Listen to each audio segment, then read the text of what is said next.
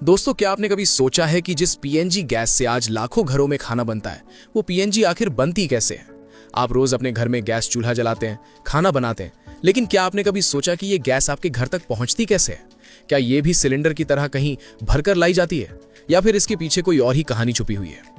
आज के समय में जब हर चीज स्मार्ट और आसान हो रही है, उसी तरह गैस सिस्टम भी बदल रहा है। पहले जहां हर घर में एलपीजी सिलेंडर आता था, वहीं अब धीरे धीरे पीएनजी यानी पाइप्ड नेचुरल गैस का इस्तेमाल बढ़ता जा रहा है। लेकिन असली सवाल यह है, ये पीएनजी गैस आती कहां से है? क्या ये भी सीएनजी की तरह ही होती है? और आखिर पाइप के जरिए ये गैस हमारे घर तक कैसे पहुंचती है? और दोस्तों, आगे बढ़ने से पहले एक छोटा सा सवाल, एलपीजी सिलेंडर और पीएनजी में आखिर फर्क क्या है? बहुत आसान भाषा में समझिए। एलपीजी यानी लिक्विफाइड पेट्रोलियम गैस सिलेंडर में भरी हुई गैस होती है, जिसे आपको खत्म होने पर बदलना पड़ता है। वहीं पीएनजी यानी पाइप्ड नेचुरल गैस पाइपलाइन के जरिए सीधे आपके घर तक आती है। न सिलेंडर का झंझट, न बार बार बुकिंग की जरूरत। एक और बहुत ही जरूरी और दिलचस्प फर्क समझिए। पीएनजी और एलपीजी के बीच सबसे बड़ा अंतर होता है उनकी डेंसिटी यानी भारी या हल्की होने का। पीएनजी यानी नेचुरल गैस हवा से हल्की होती है। इसका मतलब अगर कहीं गैस लीक हो जाए तो ये ऊपर की तरफ उड़ जाती है और जल्दी फैल जाती है। वहीं एलपीजी हवा से भारी होती है, यानी अगर एलपीजी लीक हो जाए तो ये नीचे जमीन पर जमा होने लगती है। और यही वजह है कि एलपीजी लीकेज ज्यादा खतरनाक हो सकता है, क्योंकि ये एक जगह इकट्ठा होकर ब्लास्ट का खतरा बढ़ा देता है। आपने कई बार खबरों में भी सुना होगा कि एलपीजी सिलेंडर फटने की घटनाएं होती रहती हैं, जबकि पीएनजी में ऐसा खतरा काफी कम होता है, क्योंकि ये जल्दी फैल जाती है और जमा नहीं होती। इसलिए सेफ्टी के हिसाब से देखा जाए तो पीएनजी को एलपीजी से ज्यादा सुरक्षित माना जाता है। अब दोस्तों, इतना समझ गए तो चलिए असली कहानी शुरू करते हैं।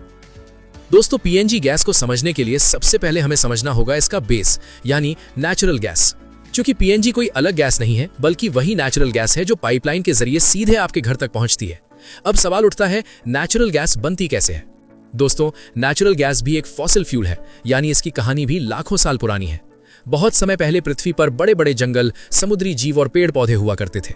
किसी प्राकृतिक आपदा जैसे बाढ़, ज्वालामुखी या भूकंप के कारण ये जीव जंतु और पौधे मिट्टी के नीचे दब जाते थे। समय के साथ इन पर मिट्टी और पत्थरों की मोटी परतें जमती चली गईं। अब सोचिए, लाखों साल तक दबे रहने के कारण इन पर कितना ज्यादा दबाव और गर्मी पड़ी होगी। ऑक्सीजन की कमी और लगातार बढ़ते तापमान और प्रेशर के कारण ये धीरे धीरे रासायनिक बदलाव से गुजरते हैं और आखिर में यही बदल जाते हैं नेचुरल गैस, क्रूड ऑयल और कोल में। नेचुरल गैस में सबसे ज्यादा मात्रा होती है मीथेन की। ये गैस बहुत हल्की, साफ और जल्दी जलने वाली होती है।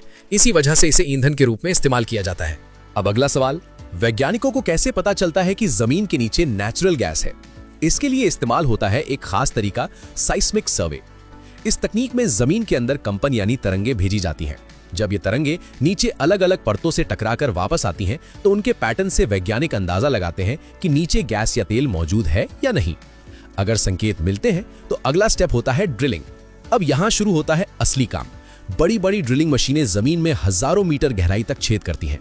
ये काम आसान नहीं होता, कई बार समुद्र के नीचे भी ड्रिलिंग करनी पड़ती है।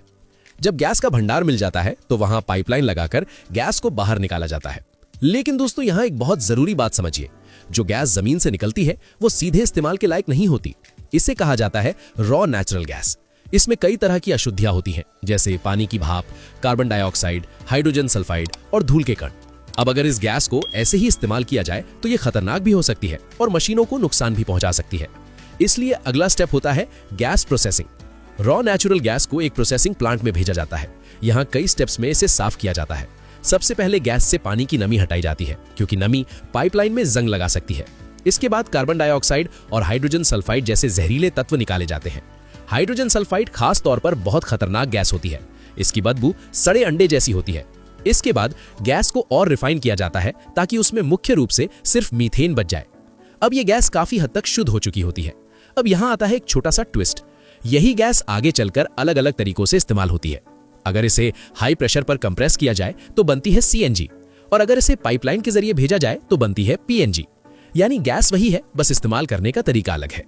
अब शुरू होता है पीएनजी का असली सफर, डिस्ट्रीब्यूशन यानी वितरण। दोस्तों, पीएनजी का पूरा सिस्टम एक बहुत बड़े नेटवर्क पर काम करता है, जिसे कहा जाता है सिटी गैस डिस्ट्रीब्यूशन नेटवर्क। इस नेटवर्क को भारत में कई कंपनियां संभालती हैं, जैसे इंद्रप्रस्था गैस लिमिटेड, महानगर गैस लिमिटेड और गेल। अब समझते हैं ये पूरा सिस्टम कैसे काम करता है। सबसे पहले नेचुरल गैस को बड़े बड़े ट्रांसमिशन पाइपलाइनों के जरिए अलग अलग शहरों तक भेजा जाता है। ये पाइपलाइन सैकड़ों हजारों किलोमीटर लंबी होती हैं और जमीन के नीचे बिछी होती हैं। इनमें गैस हाई प्रेशर में बहती है। अब जब गैस शहर के पास पहुंचती है तो उसे सीधे घरों में नहीं भेजा जाता। सबसे पहले ये गैस एक सिटी गेट स्टेशन यानी CGS में जाती है। यहाँ गैस का प्रेशर कम किया जाता है क्योंकि घरों में हाई प्रेशर गैस भेजना बहुत खतरनाक हो सकता है। इसके बाद गैस छोटे छोटे पाइपलाइनों के नेटवर्क में भेजी जाती है।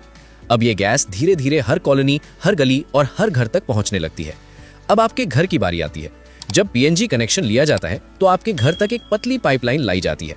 घर के बाहर एक मीटर लगाया जाता है, ठीक वैसे ही जैसे बिजली का मीटर होता है। ये मीटर मापता है कि आपने कितनी गैस इस्तेमाल की। इसके बाद गैस सीधे आपके किचन में लगे चूल्हे तक पहुंचती है और जैसे ही आप नॉब घुमाते हैं गैस तुरंत जल जाती है।